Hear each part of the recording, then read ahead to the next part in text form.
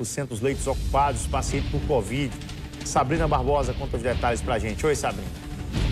Eu estou aqui no Hospital Clementino Fraga para trazer a atualização com relação aos casos de Covid e as pessoas que estão internadas aqui na unidade. Eu vou conversar agora com o médico infectologista Dr. Fernando Chagas, que está à frente de toda essa situação, e viemos saber como é que está a situação das pessoas que estão internadas aqui com Covid. Pois é, a gente está observando também agora um aumento, né, das internações, tanto em enfermarias como em UTIs. Só para vocês terem uma ideia, tínhamos diminuído o número de leitos de UTI devido à reforma que o hospital está passando, e por conta disso estávamos com 6 leitos de UTI, já precisamos estender, né? Estamos atualmente com 10, inclusive com 9 desses leitos ocupados, e já há planejamento para estender ainda mais para 14 leitos, justamente no sentido, né, de manter sempre vagas aqui, conforme esses pacientes vão sendo regulados. Isso mostra um avanço da doença.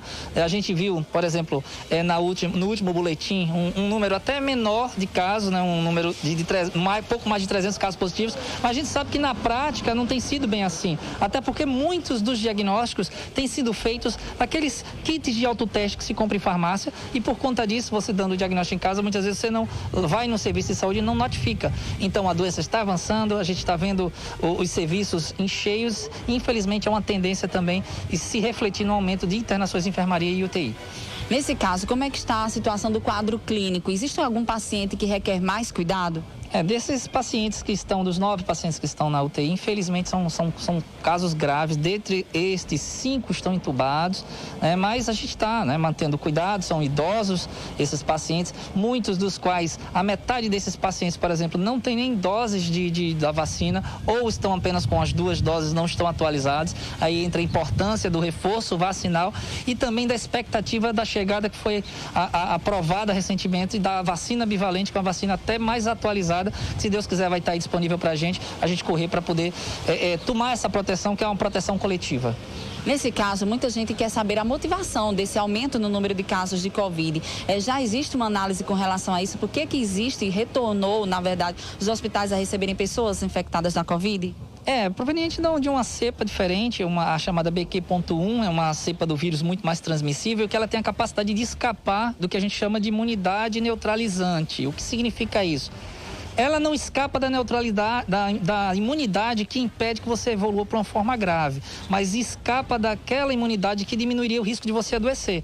Até então, se eu vacinasse 100 pessoas e essas 100 pessoas elas tivessem contato com o vírus, há uma probabilidade muito grande de pouco mais da metade adoecer. As outras não apresentariam nem sinais e sintomas. Com essa nova cepa, não. As pessoas estão adoecendo. Se você tiver contato com o vírus, você pode sim adoecer. A boa notícia é que não evolui para forma grave. Mas a gente sabe que tem muita gente que não está vacinada, muita gente que está com a vacina parcialmente apenas, está precisando do reforço.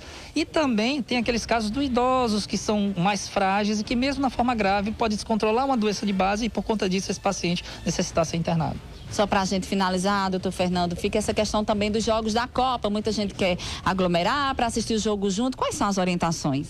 Olha, gente, interessante é o seguinte: primeiro, a gente precisa comemorar, a gente precisa disso. O ser humano, ele precisa desse extravasamento, É importante isso. Porém, é interessante que se planeje. Por exemplo, você sair com aquele grupo com que você já anda, as pessoas com que você já tem contato, evitar aglomerações com pessoas de fora dos grupos, para poder evitar que o vírus seja trazido de fora para dentro do seu núcleo de convivência.